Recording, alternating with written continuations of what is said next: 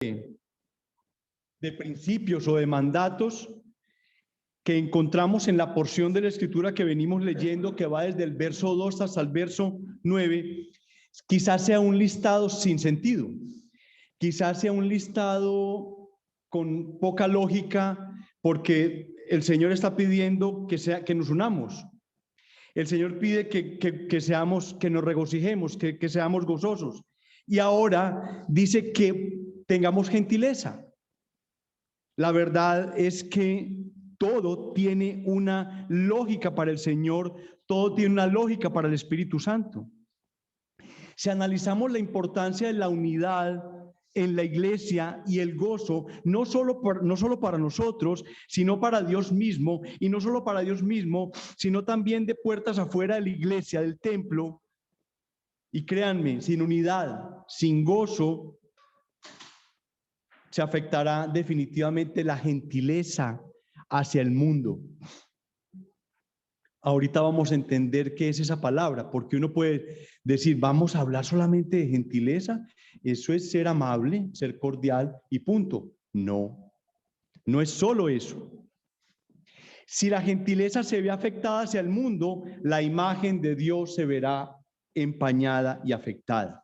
Es una cadena. Pablo no escribió esto por escribir. No fue, bueno, con qué trato de rematar este versículo, este capítulo 4. No fue así. Qué chévere sería hablarles de que sean cordiales. No. En la búsqueda del origen y significado de la palabra gentileza encontramos lo siguiente, y es la palabra epieikes, que se traduce como gentileza y también significa afable, amable. En el diccionario Vine del Nuevo Testamento, la palabra gentileza aparece en la Reina Valera en Filipenses 4:5. Traduce la forma neutral del adjetivo epieikes, que también se encuentra en Primera de Timoteo 3:3, en Tito 3:2, en Santiago 3:17, en Primera de Pedro 2:18, donde se traduce como amable, a excepción de Primera de Pedro 2:18, donde se traduce como afable. Más adelante, por allá, puede ser tomada como con ternura, expresarse con ternura. Es una palabra que de verdad, de acuerdo a muchos comentarios que estuve buscando, es una palabra llena de significado. Tanto así que los traductores siempre han tenido dificultades para tratar de traducir esta palabra griega. Y quizás nos podamos sentir confusos al tratar de desarrollar una enseñanza o tratar de aprender algo a partir de esto escrito. Otros comentaristas tampoco ayudan mucho, ya que sus listas son más largas.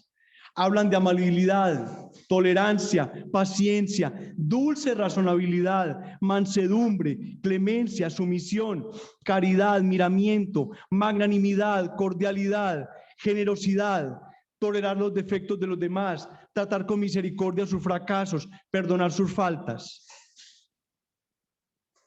Gentileza. Y podemos ver dentro de este listado que acabé de ser sacado de varios comentaristas, podemos ver varios frutos del Espíritu Santo ahí inmersos. En alguna medida, todos estos conceptos están en juego de una sola palabra, gentileza. Y más adelante vamos a seleccionar algunos de ellos para entender y poder entender la naturaleza de este mandato al que estamos llamados. Él dice vuestra gentileza. Es un llamamiento, es algo, hace parte de estos requisitos que se necesitan para estar firmes, ¿se acuerdan? Estar firmes. Hace parte de esta descripción que está dando Pablo. Y quizás podemos pasar por alto el ser gentiles a la manera bíblica. Créanme, es demasiado fácil pasar por encima de esto.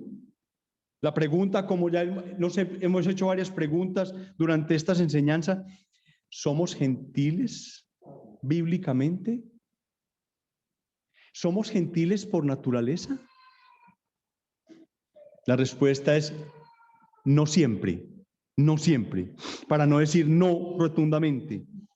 Miremos en Pablo, vamos a Gálatas capítulo 5, por favor, para que veamos aquellas obras de la carne que estorban, aquellos contrapuestos contra los frutos del Espíritu. Gálatas 5:16.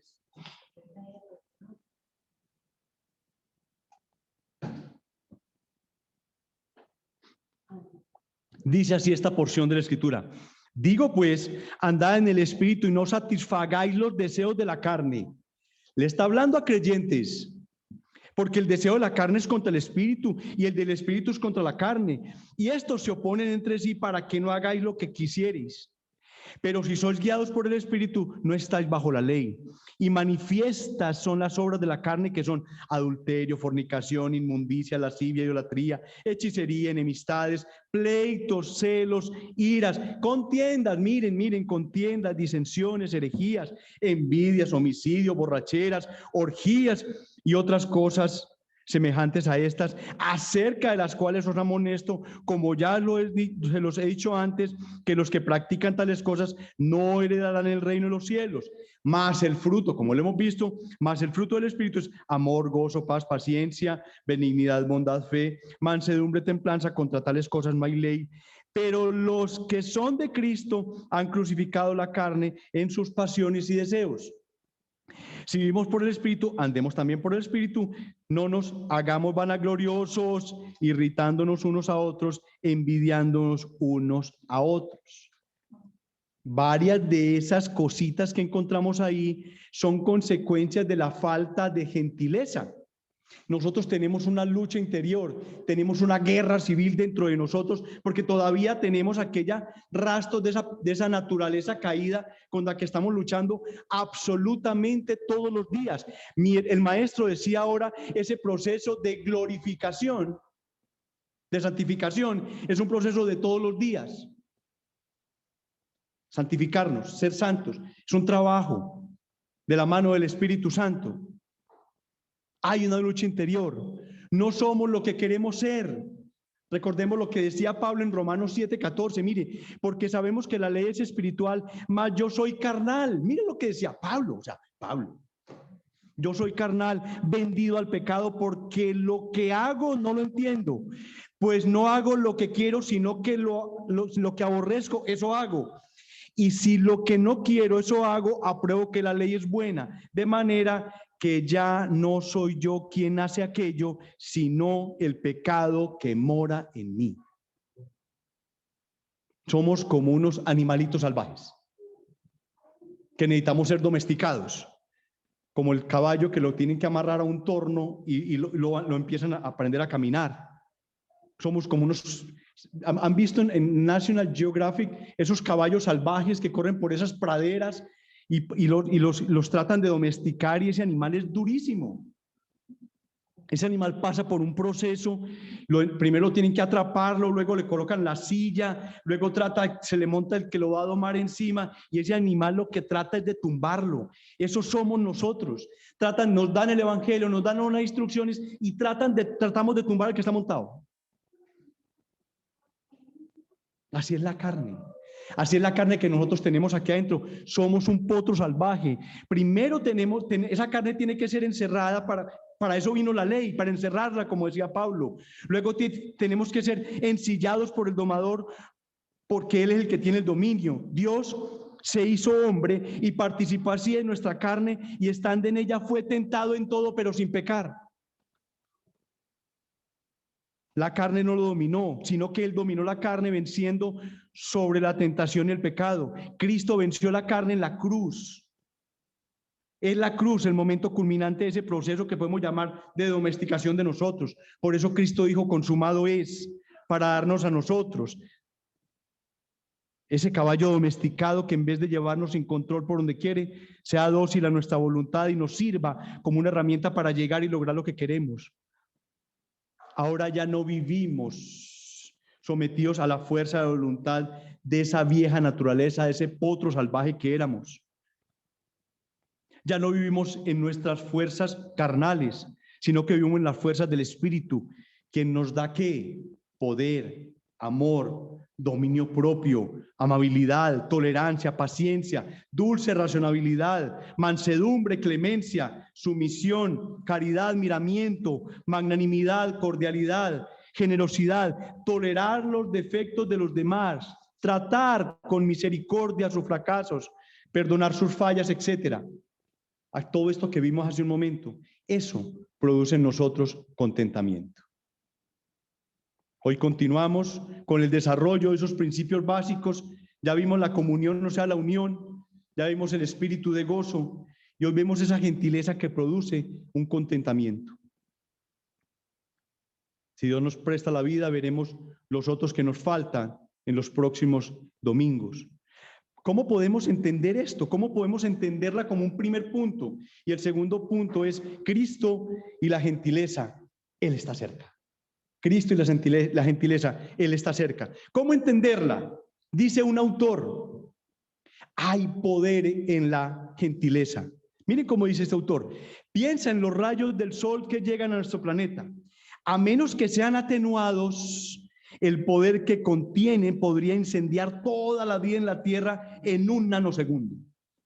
Entonces, los rayos están suavizados por la distancia de 93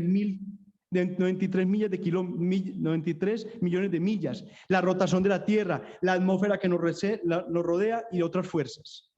Como resultado, los suaves rayos de este gran poder de nuestro universo conocido maduran un racimo de uvas en el patio trasero de mi vecino o el tomate en el alféizar de la ventana como si no tuviera nada más que hacer en todo el mundo. Piensen en la energía eléctrica para entender lo de la gentileza. Piensen en la energía eléctrica, continúa su autor, que llega a la esquina de tu cuadra. Los miles de voltios que representan un gran peligro para cualquiera que se le acerque. Entonces la compañía de energía instala unos transformadores. Disminuyen el poder hasta el punto de que una vez que ingresa a tu hogar, puedes encender el televisor, una lámpara de noche con toda seguridad. Así actúa la gentileza. Así actúa la gentileza. El cristiano ha entendido y comprendido que tiene la responsabilidad de conocer la palabra de Dios. Esa palabra que aprendemos, nosotros la enseñamos, damos testimonio de ella a otras personas. Pero también ese testimonio nosotros lo tenemos como un compromiso por la voluntad de Dios a través del buen ejemplo que nosotros mostramos a las otras personas cuando nosotros vivimos de una manera u otra. Podemos decir que predicamos o enseñamos a través de lo que decimos con nuestros labios y también con lo que demostramos con nuestra manera de vivir. E hice énfasis en lo que decimos con nuestros labios porque mucha de la gentileza, si no es toda, es manifestada por la forma como hablamos, por la forma como nos dirigimos a unas personas, con la forma como nosotros nos expresamos. Pablo dice en la segunda carta a los Corintios, capítulo 3, versículo 2, que somos cartas abiertas leídas por todos los hombres. Somos cartas abiertas leídas por todos los hombres. La gente nos está mirando. Somos personajes públicos en el barrio, en el trabajo, a un cristiano, y nos miran más que a otras personas. Es muy normal que el de otra secta católica, secta romana, se emborrache y llegue enguayabado, pero que el cristiano huela a tufo. Somos personajes públicos. De la manera como nos expresamos, nos están mirando. Nuestro ejemplo, los frutos que damos en nuestra vida muestran y enseñan a quién realmente nosotros estamos siguiendo. Al bautizarnos y comenzar a aprender de Dios, sabemos que empezamos una carrera tenaz por cambiar, para dejar ese viejo hombre lleno de vicios, lleno de pecados. Cuando estábamos en ese mundo, vivíamos y actuábamos de acuerdo a lo que ese mundo nos estaba enseñando, llevándonos y enamorados de esos deseos de la carne. Siendo cristianos, ya no debemos seguir actuando y viviendo de la misma manera. Debemos ir transformándonos de acuerdo a la voluntad de Dios. Y dentro de esas fallas que arrastramos todavía del mundo, que persisten todavía en nuestra vida, en nuestro carácter y la manera como nos reaccionamos, es la forma como nosotros usamos la lengua. Y es a la hora de dirigirnos a las personas. En el mundo nos hemos acostumbrado a gritar. Nos hemos acostumbrado a hablar bruscamente, hasta toscamente, y hemos dejado de dirigirnos a las personas con amabilidad. Más bien, hasta tenemos poca amabilidad con las personas. Parece que no tuviéramos restricciones en ese sentido. Y siempre pensamos que entre nosotros, o lo que decíamos, es que yo soy así, es que mi papá era así, entonces yo cómo iba a ser. O sea, yo le heredé eso a mi papá, yo nací así, así soy, así me voy a morir. Y se enojan. Y a muchos no les importa la manera de hablar, pero hoy, al hablar de la gentileza, era el momento preciso para hablar de eso. Pero como cristianos ya no podemos ser iguales, así de toscos, así de bruscos, así de altaneros, peleadores, groseros, rudos, antipáticos y desagradables. Dios nos manda que seamos ¿qué? Gentiles, a que seamos amables, a que seamos bondadosos en nuestra manera de vivir y en la forma de hablar. Vuestra gentileza sea conocida por ¿cuántos hombres? Por todos los hombres. No solamente los creyentes como nosotros, sino todos los hombres. Y remata diciendo que el Señor está cerca. Como una primera parte o desarrollo de este primer punto hemos tocado un punto importante que crea conflicto entre las personas al hablar de la lengua. Santiago nos enseña que en la lengua hay un mundo de maldad, porque con ella alabamos a Dios y con ella maldecimos a los hombres. También se dice que inflama la rueda de la creación, una expresión confusa, pero que se refiere a los efectos que produce el mal uso de la lengua en la vida cotidiana de las personas. Y créanme, agota la gentileza, la oculta, la agota. Santiago 3:6 dice, y la lengua es un fuego, un mundo de maldad. La lengua está puesta entre nuestros miembros y contamina todo el cuerpo e infama la rueda de la creación, y ella misma es inflamada por el infierno. La buena relación entre las personas y también en la hermandad es afectada por la manera en que nos dirigimos a otros y lo que decimos a otras personas. Hay personas que son cuidadosas en cómo hablan y qué es lo que dicen, pero también hay muchos que hablan lo que piensan y no se miden cómo lo dicen, y así ofenden y lastiman a otras personas. Ausencia de gentileza. Ese tipo de personas siempre tienen problemas con los demás, siempre producen roces, siempre hay conflictos, siempre hay discusiones, no les importa o no se dan cuenta porque están acostumbrados a hacerlo. Algunas veces piensan que los demás no les tienen paciencia. Proverbios 18:21 dice, la muerte y la vida están en el poder de la lengua, y el que la ama comerá de sus frutos. Proverbios 17:21. Si nos acostumbramos a hablar bruscamente, toscamente, debemos entender que siempre tendremos problemas con los demás.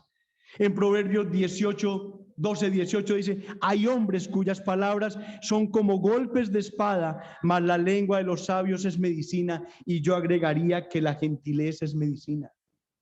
El ser gentiles, eso es un elixir de bondad y de consuelo para las personas. Nuestro tono de voz puede herir, puede lastimar, puede doler.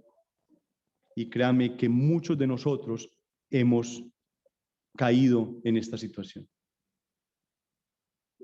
También, como un punto adicional, la gentileza es un mandato a ser amables con nuestro prójimo.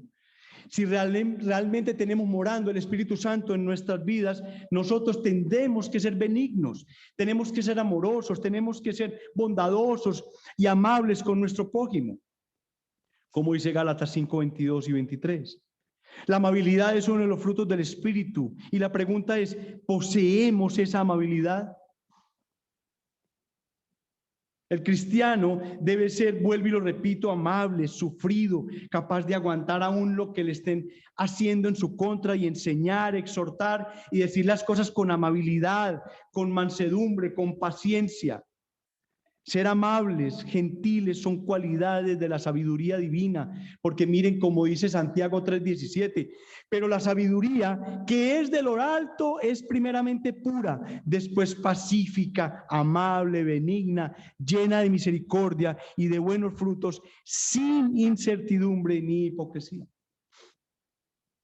Debemos ser benignos, gentiles con todos los hombres, mayormente con nuestra familia en la fe. Mayormente con nuestra familia en la fe. Gálatas 6:10 dice, así que, según tengamos oportunidad, hagamos bien a todos y mayormente a los de la familia de la fe. Tercero, es un mandato que muestra que se posee mansedumbre y especialmente amor. Amor. El mundo enseña que seamos pendencieros. Ese es el mundo. El mundo es de luchas, de ganar terreno. Pero el reino de los dioses del reino de Dios es diferente. En Tito 3:2 dice que a nadie difamen, que no sean pendencieros, sino amables, mostrando toda mansedumbre para con todos los hombres. No solamente acabamos de ver que está en Filipenses, mire que ya hemos recorrido por varios, inclusive después vamos a ver Colosenses, más adelante. La persona pendenciera es aquella que en su manera de actuar y de hablar trata de producir conflictos, riñas, pero los de entrañable misericordia son pacientes, benignos, amables. Colosenses 3:12 dice, vestíos pues, como ya lo vimos antes, como escogidos de Dios. Mire la vestimenta, santos y amados, de entrañable misericordia, de benignidad, de humildad, de mansedumbre, de paciencia, soportándoos unos a otros y perdonando unos a otros si alguno tuviere queja contra otro, de manera que Cristo os perdonó, así también hacedlo vosotros. La persona mansa, y yo pienso todos que ya tienen en la mente quién es el manso y humilde de corazón. La persona mansa cuida su manera de hablar, sabe cuándo callar y cuándo hablar, y la manera correcta de decir lo que quiere expresar.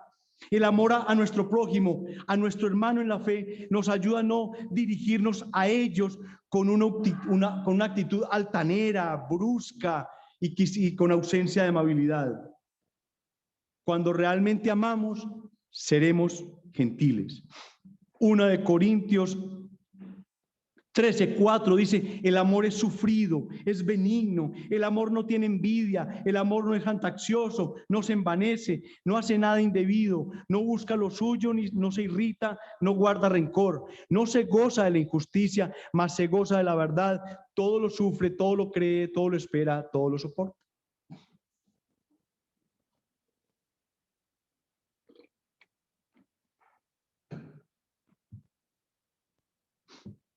Conclusión de estas pequeñas cosas, porque es muy extenso lo que podemos hablar, es que todas las personas que nos conocen, que nos tratan, nuestra familia, nuestro hermano en la fe, todos los hombres deben dar testimonio de nuestra gentileza, de nuestra amabilidad en el trato con ellos. Jerry Bridges, el autor de Confiando en Dios aunque la vida duela, ¿cierto? Dice, aparte de la gracia de Dios, la mayoría de nosotros tendemos por naturaleza a preocuparnos por nuestras responsabilidades, por nuestros problemas, por nuestros planes, pero la persona que ha crecido en la gracia de la gentileza ha expandido su pensamiento fuera de sí mismo y de sus intereses y ha desarrollado un interés genuino en el bienestar y felicidad de aquellos que lo rodean. Seamos hoy más gentiles que ayer, el Señor está cerca. Amén. Cristo y la gentileza, Él está cerca. Muchos comentaristas acogen la posición de que Él está cerca como si fuera a meternos en algo escatológico, pero no es el tema, no estamos hablando de ese tema ahí. Personalmente creo que en la unidad de la iglesia, Cristo está cerca. En el gozo, Cristo está cerca. En la gentileza, Cristo está cerca. Ahora, en los mandatos siguientes, Cristo siempre está cerca. Porque si tú eres gentil, si tú tienes el Espíritu en tu vida, Cristo está cerca de ti. Y créanme, hablando de Cristo, Pablo recurrió a los corintios y les dijo, por la mansedumbre y la ternura de Cristo, les dijo en 2 de Corintios. ¿Qué debemos aprender de la ternura de Jesús? Cuando Jesús mismo dijo que Él es manso, invitó a la gente a llevar el yugo de Él y aprender de Él. Ellos llevaban el yugo pesado de las leyes de los escribas y los fariseos, la carga que le estaban colocando ellos de cientos y cientos de leyes y cientos de mandatos que tenían que cumplir el ser humano o aquellos vivían en una completa tristeza, acosados por las leyes. Cristo lo llamó a tomar el nuevo yugo, que simboliza que aceptarían la responsabilidad del servicio con Jesús. Pero en contraste a ese legalismo que hablamos, Jesús les ofrecía descanso y libertad a su lado, porque mi yugo es fácil y ligera mi carga. Les trató con suavidad, les trató con gentileza. Aprendemos que la gentileza no pone cargas espirituales más allá de lo bíblico y correcto. La gentileza no pone cargas espirituales más allá de lo bíblico y correcto. Actúa con gracia y misericordia. Cristo fue el hombre más gentil que ha pasado por toda la humanidad. No hay alguien más gentil que Él. No habrá alguien más gentil que nuestro amado Salvador. Mi yugo es fácil y ligera mi carga, que está en Mateo 11. En el capítulo 12 de Mateo encontramos que Jesús no buscaba una notoriedad y una fama, y esta profecía se le atribuye a Isaías. Dice Mateo 12:19, no contenderá, ni voceará, ni nadie oirá en las calles su voz. La caña cascada no quebrará, y el pábilo que humea no apagará hasta que saque a victoria el juicio. Pregunta, ¿cuántos pecadores habían alrededor de Jesús? ¿Todos? ¿Había alguno que no? Todos, absolutamente todos. ¿Cómo actuó con ellos? Si fuera a actuar como nosotros actuamos con las otras personas, terrible. Todos los que estaban alrededor de él eran enemigos de él. Todos querían matarlo, todos querían asesinarlo, todos querían correrlo, todos tenían el pecado en sus vidas. Y quizás nos puede asombrar a nosotros la forma como Cristo actuó frente a la mujer que estaba en adulterio. ¿Se acuerdan? Hubiéramos pensado que tal vez el Hijo de Dios hubiera castigado a esa mujer, porque ahí estaban los fariseos y ahí estaban todos aquellos que la estaban juzgando, para que ellos vieran cómo era la santidad que Dios estaba pidiendo. Pero ¿cómo actuó con ella? Con gentileza. Era una pecadora más. Posiblemente no sé qué nivel alrededor de los fariseos, pero era una pecadora más.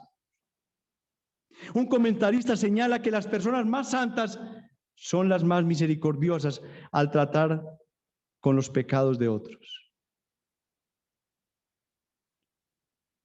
Quizás a nosotros, cuando empezamos a conocer el cristianismo y pensamos que nos habíamos montado en un curubito, quizás empezamos a mirar a las otras personas con cierto desprecio. Él es católico romano, wow. Él es unitario, testigo de Jehová, wow. Las personas más santas son las más misericordiosas al tratar con el pecado de otros.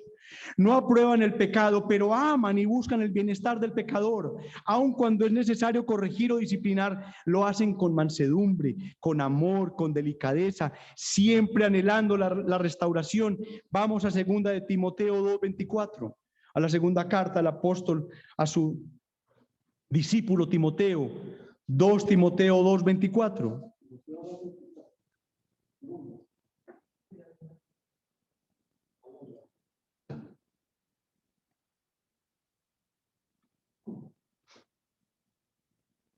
Dice así, porque el siervo del Señor no debe ser ¿qué? Contencioso, sino que amable para con ¿cuántos? Con todos. ¿Apto para qué? Para enseñar, sufrido, que con mansedumbre corrija a los que se le oponen, por si quizás Dios le conceda que se arrepientan para conocer la verdad. Y nos encontramos con un vecino y ¡pah! Le pegamos con toda la Biblia encima.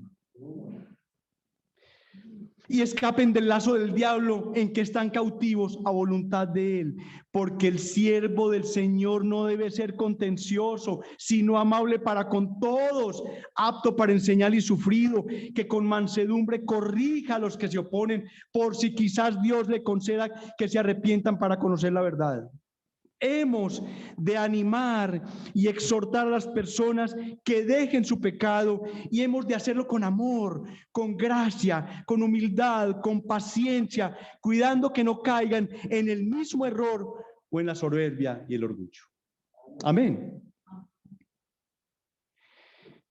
Mira, amigo, la gentileza que tú tienes no es la gentileza divina. La gentileza tuya es una gentileza de doble propósito. Es una gentileza que trae vanagloria. Como es de gentil total, como es de querido, como es de especial, como trata de bien a todo el mundo, y él lo escucha y su ego se inflama, su vanagloria se inflama, su orgullo, esa no es la vanagloria que estábamos hablando aquí. Porque cuando nosotros tratamos con gentileza a una persona, ¿quién es el que tiene que sentir ese orgullo? Cristo. Es Cristo. Tienen que ver a Cristo en nuestras vidas. Y créeme, amigo, tú que no tienes esa gentileza del cristiano, tu gentileza es basura. Y te pregunto, ¿quieres de la que estamos hablando? ¿Quieres de esta gentileza? Ve a Cristo, Él te recibirá con gentileza. Te recibirá con absoluta seguridad porque su palabra lo dice. Él te dará arrepentimiento, te suplirá la fe necesaria para creer en Él. Ve a esa cruz. Mientras estás vivo, hay oportunidad. Mientras estás vivo, hay esperanza. De resto, no existe otra posibilidad. Los niños, el ser amables con todas las personas los va a diferenciar del resto de los niños. La amabilidad va a hacer que los miren diferente. La amabilidad va a ser, tal niña, tal niño, es diferente. Es diferente. No contestes en forma grosera. Eso no agrada a Dios cuando tú tratas a alguien en forma grosera. Y para la iglesia, tengo mucho que hablar. Pregunta, ¿cuál es el perfil del cristiano que en su corazón tiene la mansedumbre y la ternura y en sus relaciones lo manifiestan con gentileza? La gentileza respeta la dignidad de cualquier persona, no importando si es pobre, si es rico o su estatus económico, no importa qué religión tiene, no importa su nacionalidad o sus convicciones, no. El Señor dice, ¿qué dijo el Señor aquí? Miren cómo dice, vuestra gentileza sea conocida por todos los hombres. Tenemos que respetar su nacionalidad, su convicción. Hemos de persuadir con amor y bondad, no con intimidación, con amenazas, sintiéndonos avergonzados, no. La gentileza evita el hablar de ese hablar acusatorio y que lastima a las personas. Cuando sea tu responsabilidad corregir a un hermano en la fe, hazlo con palabras de consolación, con palabras de ánimo. Que tú seas una guía sabia y tierna. Miren cómo Pedro nos enseña a nosotros, los creyentes, a contestar al no creyente. Miren cómo dice Primera de Pedro 3:15. Si no, santificad a Dios el Señor en vuestros corazones y estad siempre preparados para presentar defensa, ¿con qué?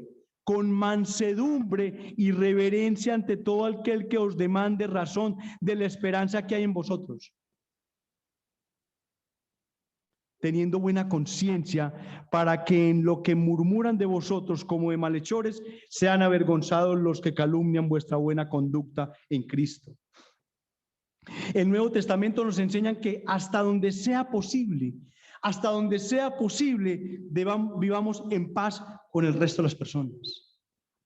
Mostrémosles el carácter de Dios, mostremos misericordia, amor, gracia, santidad y apertura. Y yo no lo digo de aquí para allá, yo lo digo también de acá. ¿Cuántas personas hemos conseguido que vengan a la iglesia maltratándolos con la Biblia? Yo lo he cometido. ¿Cuántas personas han llegado acá tratándolos mal? Y están, mis hermanos, están en deuda con la iglesia. Están en deuda con la iglesia. No han traído personas a Cristo. Están en deuda. ¿Los estamos tratando mal? Un autor nos recuerda, el evangelio no tiene que ver con ganar una discusión. No. Trata de reconciliar a las personas con Dios y los unos con los otros. La fuerza no reconcilia, sino que separa. Las demandas legalistas no evitan, sino que distancian. La gracia y la gentileza edifican puentes. La gracia y la gentileza edifican puentes, como dice este autor. Si Dios te llama a involucrarte con el hermano, intentará restaurarle, pero con humildad y sensibilidad, consciente de sus propias debilidades y tentaciones. El cristiano que sinceramente quiere ser cambiado a la imagen de Cristo, buscará vestirse con esa mansedumbre, con esa misericordia, con ese perdón y con ese amor de su maestro. Preguntemos a las personas cercanas a nosotros, en el barrio, en el trabajo, ¿cómo me ven a nosotros? ¿Qué proyectamos nosotros? ¿Sienten que soy un dogmático? ¿Un necio en mis puntos de vista? ¿Un crítico? ¿Un dominante? ¿Un abrupto? ¿Otras personas descansan en nuestra presencia o se sienten amenazados, temerosos y juzgados? ¿Qué sienten las personas cuando nosotros llegamos a un grupo o a la familia o a la casa? ¿Qué sienten? Mi hermano claramente lo decía ahora, cuando le prediques a alguien se va a alegrar, otros se van a indisponer, pero se disponen es porque el pecado que hay en ellos, no por la forma como yo los traté. Es el pecado que hay en ellos, es el hecho de estar separados de Dios, lo que lo va a sentir, de pronto me vaya a odiar, pero que no me odie porque yo lo maltraté. Que sea maltratado por la palabra de Dios, porque internamente la palabra de Dios tiene un poder impresionante que explota, ha creado, es más, la creación la hizo con su palabra, pero la creación más grande que ha hecho la palabra del Señor es cambiar un corazón de piedra por un corazón de carne.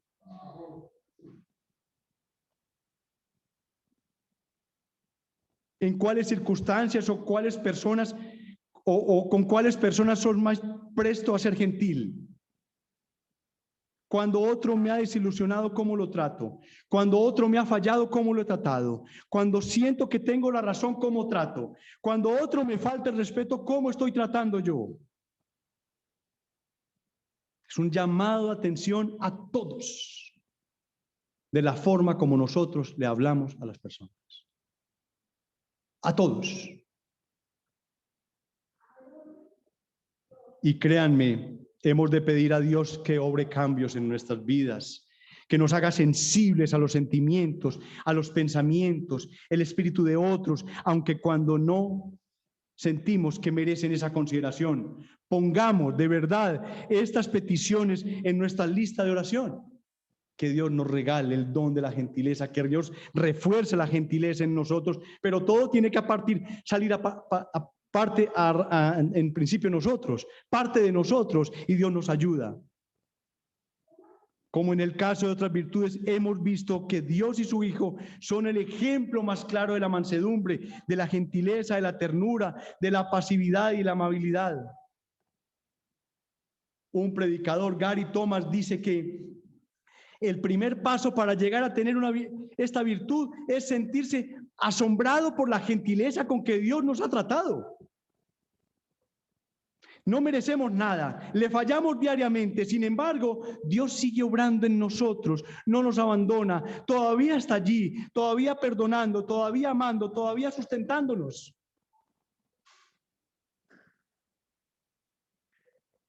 Dice también este autor Tomás que la vida de gentileza es la vida de bendición.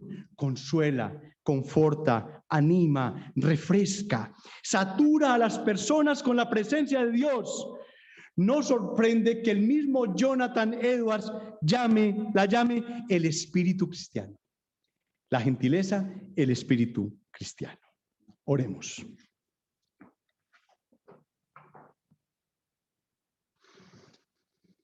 Padre, te queremos decir esta mañana, gracias por tu gentileza, Señor. Gracias por el bendito trato que has tenido con nosotros, a pesar de la forma como nosotros nos dirigimos, nos presentamos delante de ti, Señor. Eres el ejemplo más grande de gentileza. Gracias porque esta palabra no estaba suelta en la Sagrada Escritura como algo con que acomodar una palabra bonita, no. Gracias, Señor, porque hemos entendido que la gentileza hace parte también de ese evangelismo que nosotros tenemos que llevar. Cristo sabemos que viene pronto, eso es cierto. Lo esperamos con ansias, con locura, podríamos decirlo. Pero mientras tanto, hay personas a las que hay que presentarles el Evangelio. Ayúdanos, Espíritu Santo, a llevar esa palabra tuya con la gentileza que requiere ser llevada. Señor, perdónanos por haber fracasado tantas veces en llevar una palabra con violencia, con humillación, lastimando a las personas, Señor. Te suplicamos, amado Padre, que creas una nueva oportunidad de llevarle a esas personas una forma diferente del Evangelio, del mensaje, de la salvación, Señor. Gracias por lo que nos ha enseñado Pablo para la firmeza. Estad firmes, y esa firmeza nos la da, Señor, que tengamos la unidad, que seamos gozosos, y que esa unidad y ese gozo se exteriorice hacia afuera de una manera gentil, de una manera amorosa, de una manera llena de piedad, llena de cordura, de amabilidad. El pecador está sufriendo. El pecador tiene un destino, aquel pecador no converso tiene un destino fatal. Tratémoslo con gentileza. Te pedimos, Señor, que nos ayudes en eso, amado Espíritu Santo. Señor, queremos además tomar la Santa Cena de una manera digna, de una manera respetuosa. Señor, ayúdanos, Señor, en esta semana. Gracias por la labor que has hecho en nuestras vidas, en domar este potro salvaje que hay en nuestras vidas, esa naturaleza dura y pecaminosa, Señor. Pero te suplicamos que en este proceso de santificación sea tu Santo Espíritu ayudándonos cada día más a adquirir el carácter precioso de nuestro amado Salvador. En el nombre de Jesús. Amén y amén.